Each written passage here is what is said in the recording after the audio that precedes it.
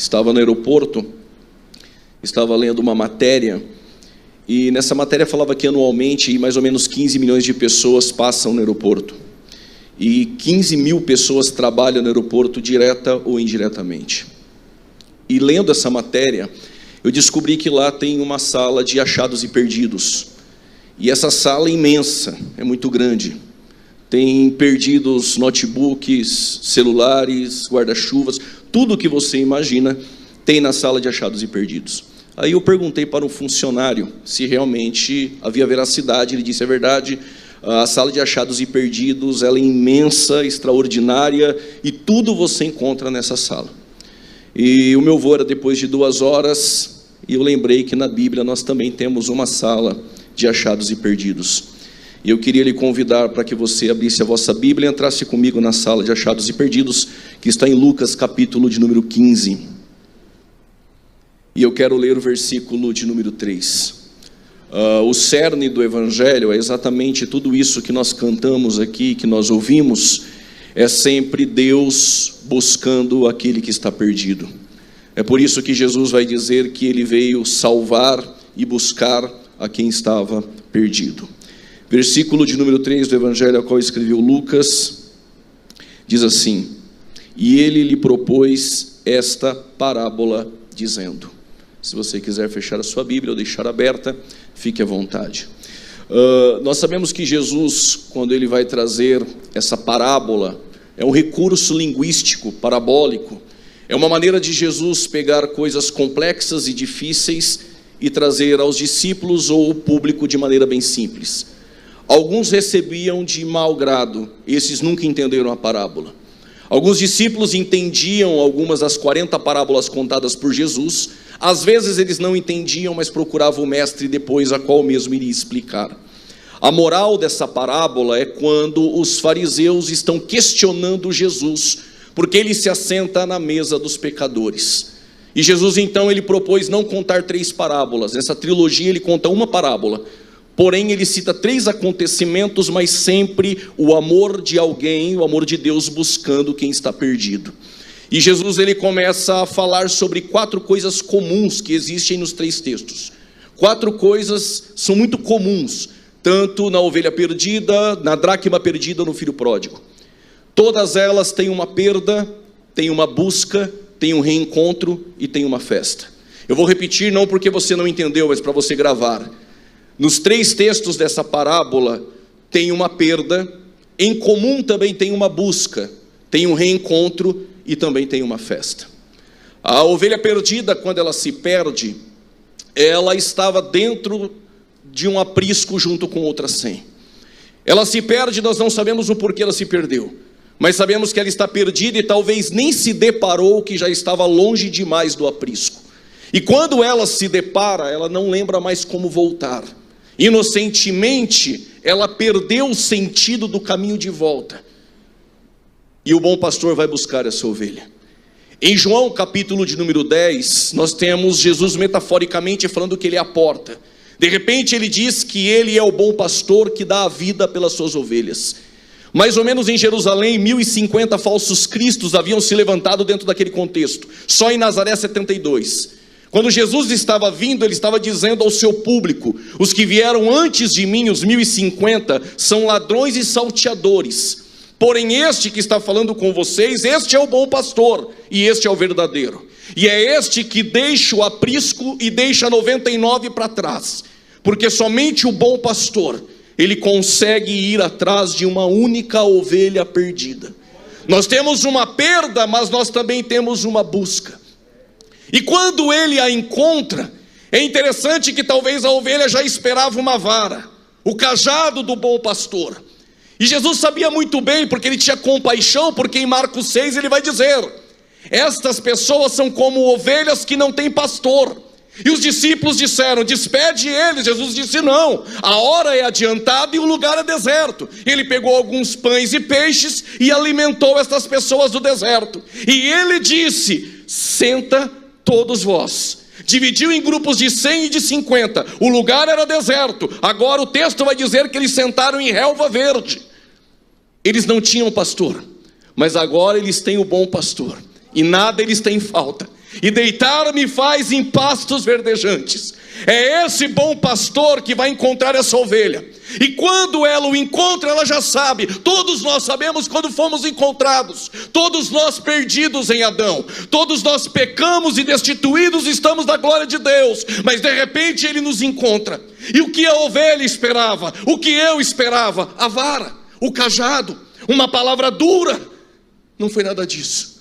O texto vai dizer que ele a pegou no colo.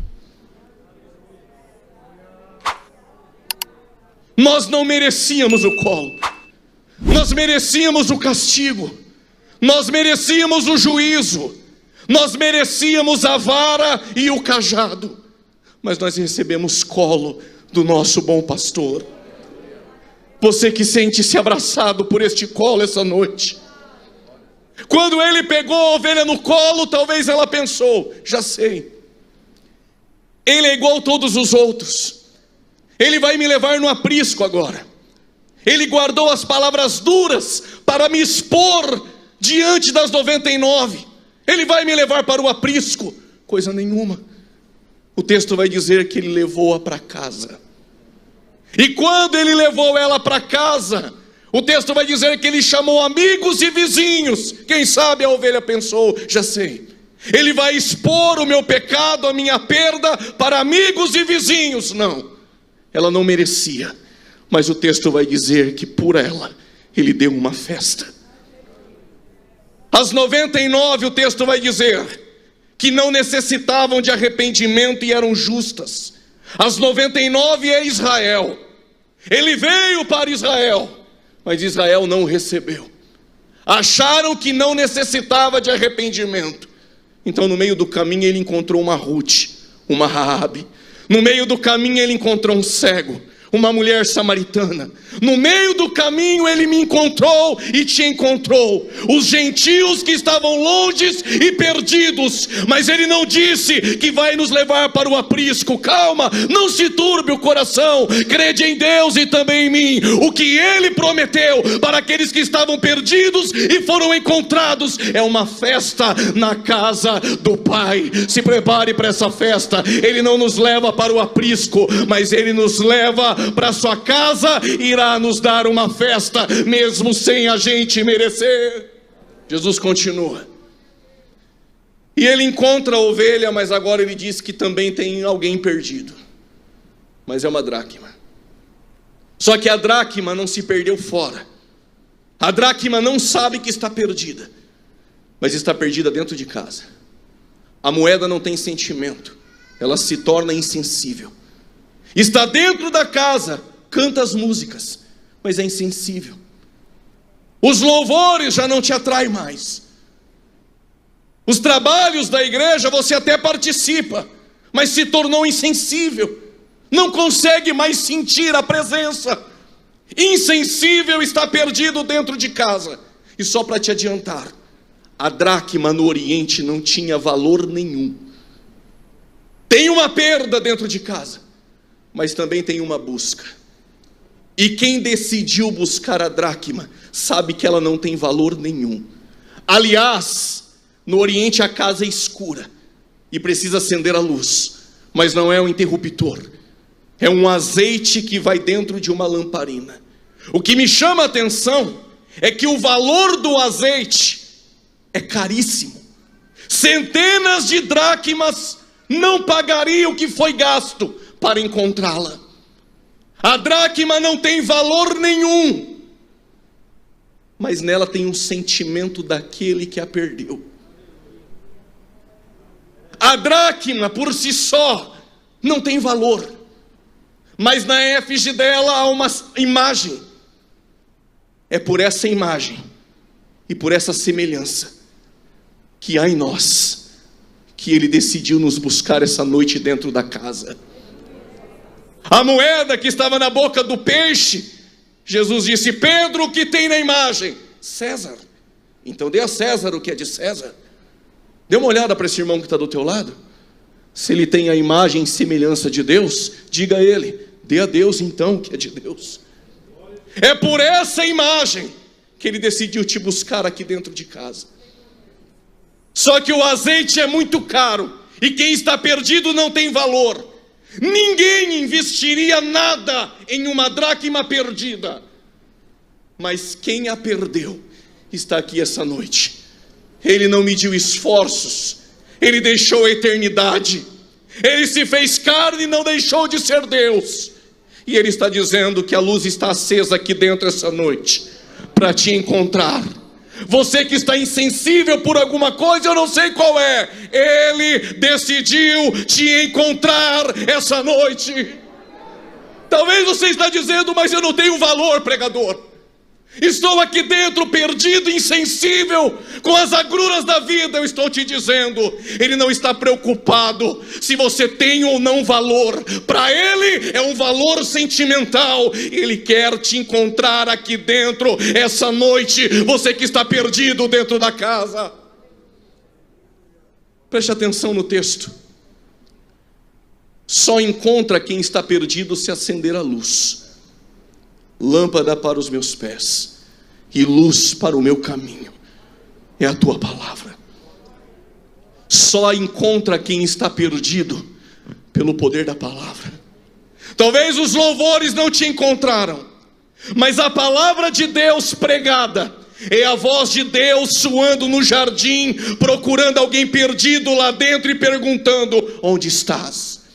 A palavra de Deus está soando no jardim essa noite, procurando o pecador e perguntando: onde estás? Onde estás? Onde estás? A luz já foi acesa. Ele vai te encontrar essa noite, mas também Ele vai dar uma festa. E o texto não diz que os anjos fazem festa no céu. Desde a minha conversão sempre ouvi isso: os anjos fazem festa no céu. Leia o texto, não é os anjos. A festa no céu, diante dos anjos, quando um pecador se arrepende.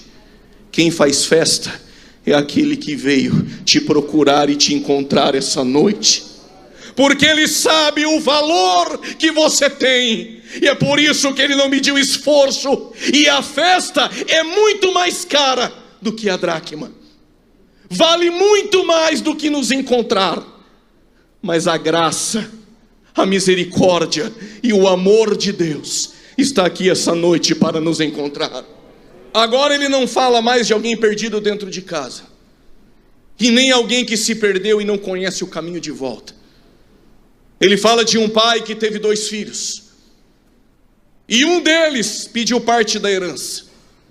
Uma leitura rápida, isso fica para trás. No Oriente só se pede a herança do pai após a morte. Todo pródigo, quando decide sair de casa, ele está vivendo como se o pai não existisse mais. Quando o filho pródigo resolveu sair, ele estava dizendo para o pai: eu prefiro o Senhor morto. E ele foi longe demais. Mas o bom pastor, ele busca a ovelha perdida. Quem perdeu a dracma não mede esforço e gasta muito mais para encontrá-la dentro de casa. Mas o pai não vai buscar o filho pródigo. Não é porque o pai não ama, é porque todo pródigo sabe o caminho de volta para casa. Vou dizer mais uma vez: todo pródigo, ele sabe o caminho de volta. Ele conhece as músicas, ele sabe o valor da oferta no culto, ele já participou dos departamentos da igreja, mas ele decidiu sair. O pai não vai buscar, você sabe o caminho, mas ele está no mesmo lugar te esperando voltar. Só que a graça tem uma multiforma graça. Paulo, escrevendo aos Coríntios, ainda que nós não entendamos na plenitude, o versículo do capítulo 7, versos 10 vai dizer: a tristeza segundo Deus opera arrependimento para a salvação. Parece que o pai não vai buscar, mas a fome e a lama são métodos de Deus para trazer o pródigo de volta.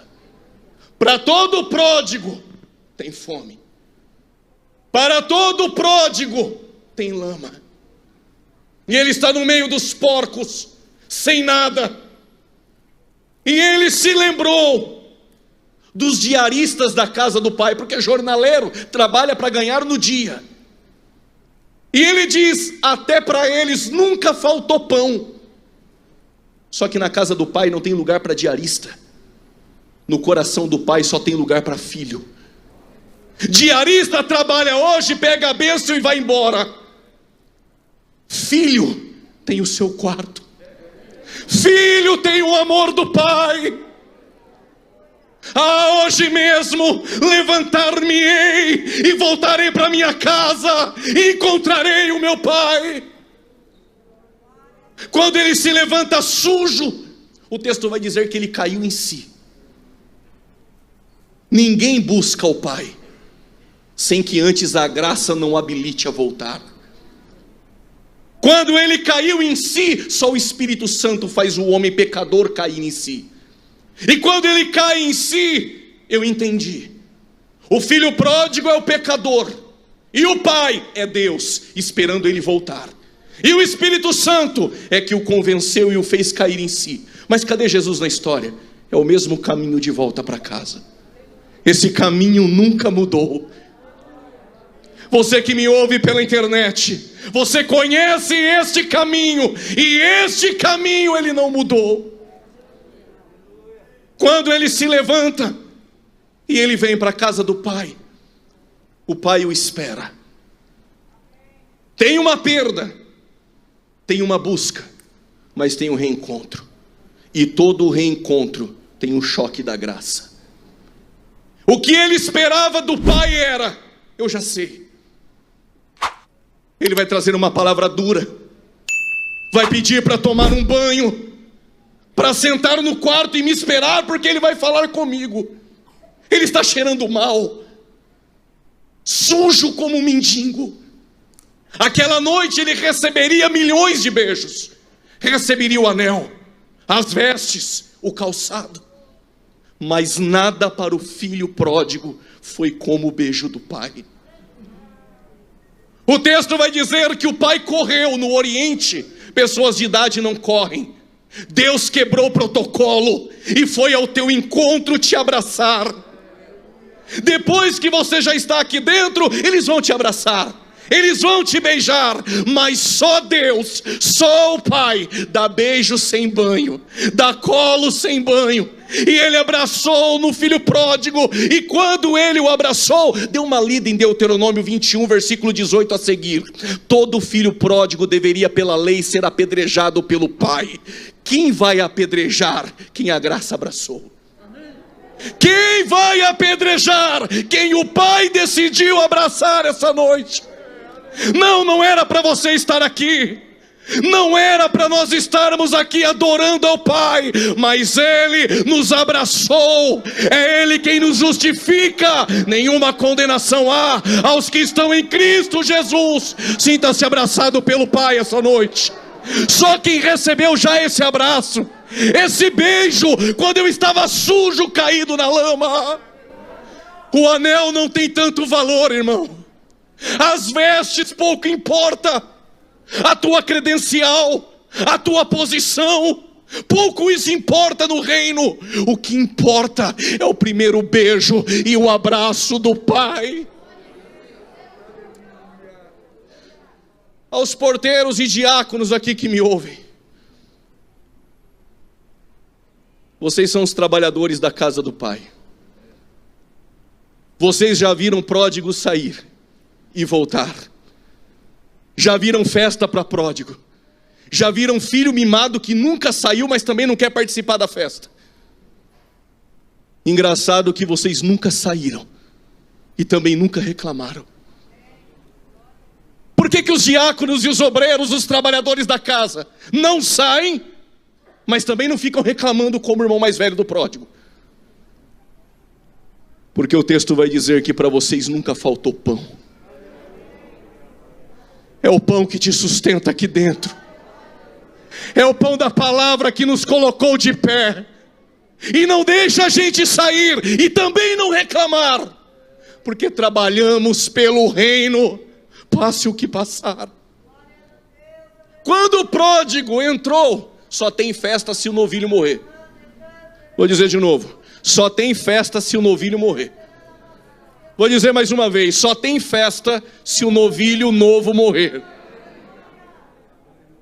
Só que o texto vai dizer que o irmão mais velho ouviu o barulho da dança e da música. Ele está dentro de casa e nunca saiu, mas reclama da orquestra, reclama da música, reclama do culto, está aqui dentro, mas não satisfeito. Aí o pai foi lá fora falar com ele, e o pai olhou para ele e disse: por que vai ficar fora da festa? Se tudo que é meu é teu. Já era para você estar glorificando aqui dentro. Se tudo que é do pai é teu, está reclamando do que aqui dentro essa noite? Eu não sei se você é uma dracma, eu não sei se você é uma ovelha, eu não sei se você é o pródigo, mas eu tenho algo para dizer a você essa noite. Ele quer te encontrar. Pregador, eu não entendi minha conversão ainda. Eu vou explicar isso muito rápido. Quem está comigo, diga amém. A Maria, ela era noiva. Mulher noiva está preocupada com padrinhos, com roupa, com convites. O texto vai dizer que o Gabriel apareceu e disse: mulher, salve agraciada. No grego, haristos, você foi alcançada. Ser alcançado o que é? É o Espírito Santo pegou a semente e colocou Jesus lá dentro. Todos que fomos alcançados, recebemos Jesus aqui dentro.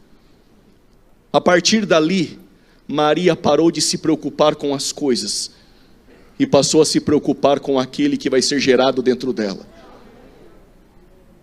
O que fazer para não ser um pródigo e não se perder aqui dentro? Jesus tem que nascer aí dentro. Gálatas 1,16, Paulo diz: Jesus foi gerado dentro de mim. Qual é o passo da conversão? Primeiro, ser alcançado. E quando nós somos alcançados, Jesus começa a crescer aqui dentro. E começa a ter uma transformação no nosso corpo de dentro para fora. Só que por mais que você tente esconder o Jesus que foi colocado aí dentro de você, não tem jeito. Ele cresce. Não dá mais para esconder Jesus aí dentro. Só que Jesus precisa nascer. E muitas vezes as portas da estalagem vão se fechar. Mas tem um lugar na manjedoura e Jesus precisa nascer aí dentro. O maior desafio de Maria foi colocar Jesus para fora e entregar Jesus pelos outros.